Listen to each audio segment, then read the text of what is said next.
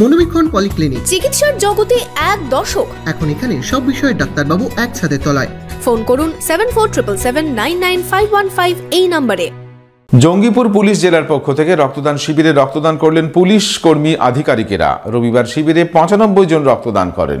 জঙ্গিপুর মহকুমা হাসপাতালে রক্তের ঘাটতি মেটাতে রক্তদানে এগিয়ে এলেন জঙ্গিপুর পুলিশ জেলার কর্মী আধিকারিকেরা।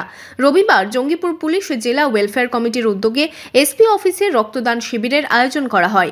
এদিন শিবিরে পুলিশ কর্মী আধিকারিক থেকে সিভিক ভলেন্টিয়াররা রক্তদান করেন। এদিন 95 জন রক্তদান করেন এই শিবিরে। কেন রক্ত কোনো প্রোডাকশন কোথাও হয় না, রক্ত মানুষের যেটা দেয় অনেক কাজে লাগে। কিছুদিন আগে হসপিটাল সুপার আমাকে রিকোয়েস্ট করেছিলেন যে একটা রক্তদান শিবির করলে ভালো হয়, জঙ্গিপুর হসপিটালে রক্ত দেওয়া হয়েছে। তো আমরা সঙ্গে সঙ্গে ওই সময় পরপর ব্যাক টু ব্যাক কয়েকটা প্রোগ্রাম করেছিলাম, রক্তদান শিবির করেছিলাম। থানাতেও আপনারা নিশ্চয়ই দেখেছেন। এটাই একটা ওই মহৎ পরিকল্পনারই একটা পার্ট। পুলিশের পক্ষ থেকে আজকে জঙ্গিপুর পিডির পক্ষ থেকে রক্তদান শিবিরের আয়োজন করেছিল। আমি সেই আয়োজনে সামিল হলাম, রক্ত দিলাম।